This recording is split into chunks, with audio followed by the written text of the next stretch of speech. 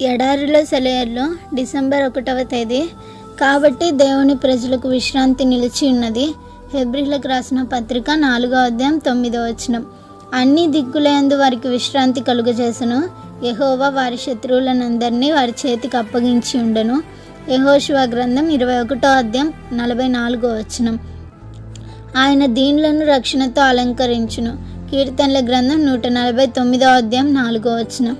ప్రఖ్యాత క్రైస్తవ సేవకుడాక ఆయన తన తల్లి గురించి చెప్తుండేవారు, ఆవిడ చాలా కంగారు మనిషి. ఇలా కంగారు పడడం, ఆందోళన చెందడం పాపమని గంటల కొద్దీ చెప్పి ఆమెను ఒప్పించడానికి ప్రయత్నిస్తూ ఉండేవాడు. కానీ ఆవిడ దిగుళ్ళు తీరలేదు. లేనిపోని బాధలు ఊహించుకొని దిగులు పడేది. అయితే ఒకరోజు చిరునవ్వుతో ముఖం వెలిగిపోతూ కనిపించింది ఆమె. ఏం జరిగిందని అతడు అడిగాడు. రాత్రి తనకు కళ వచ్చిందని చెప్పింది ఆమె. కళలో ఆమె ఓ రోడ్డు వెంట వెళ్తున్నది. ఆ దారి వెంటే చాలామంది భారంగా కాళ్ళీడ్చుకుంటూ వెళ్తున్నారు. వాళ్ళంతా తమ వీపుల మీద నల్లటి బరువైన మూటలు పెట్టుకొని నడుస్తున్నారు. చూడడానికి అసహ్యంగా భయంకరంగా ఉన్న దయ్యాల్లాంటి జీవులు వాళ్ళు మోసుకెళ్లేందుకు ఆ మూటల్ని అక్కడ పారేస్తూ వెళ్తున్నాయి. మిగతా వాళ్ళలానే ఆమె కూడా ఆ అనవసరమైన బరువులు మోసుకుంటూ వెళ్తుందట. దయ్యాల బరువులకి కృంగిపోతూ కాసేపటికి తలెత్తి ఒక మనిషిని చూసిందట. అతని ముఖం దయతో వెలిగిపోతున్నది. అతను అటు ఇటు పరిగెడుతూ ఆ మనుషుల్ని ఏదో చెప్పి ఓదారుస్తున్నాడు.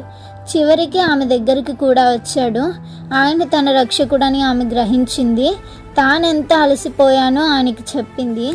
ఆయన విచారంగా నవ్వి ఇలా అన్నాడు, ప్రియ కుమారి, ఈ బరువులు నేను ఇచ్చినవి కావు. వీటి అవసరం నీకు లేదు. ఇవన్నీ దయ్యం ఇచ్చిన బరువులు. అవి నీ ప్రాణాలు తోడేస్తున్నాయి. వాటిని పడేయి, వాటిని ముట్టుకోకు. అప్పుడు నీ దారి తేలిక అవుతుంది. రెక్కలు కట్టుకొని ఎగిరిపోయినంత తేలికగా ఉంటుంది. ఆమె చేతిని తాకాడు ఆయన. వెంటనే ఆమెలో శాంతి సమాధానాలు చోటు చేసుకున్నాయి. ఆ బరువుల్ని నేలకు విసిరుకొట్టి సంతోషంతో కృతజ్ఞతతో ఆయన పాదాల మీద పడబోతుండగా ఆమెకు మెలకువ వచ్చిందట. ఆవిడకున్న దిగుళ్ళన్నీ మటుమాయమైపోయినాయి. ఆ రోజు నుంచి ఆమె జీవితాంతం ఆ కుటుంబం అంతటిలోనూ ఆమె అందరికంటే సంతోషంగా ఉండేది. రేయిలో సంగీతం నిండిపోతుంది. దినమంతా వేధించిన బాధలు తోకముడిచి పారిపోతాయి. Praise the lord.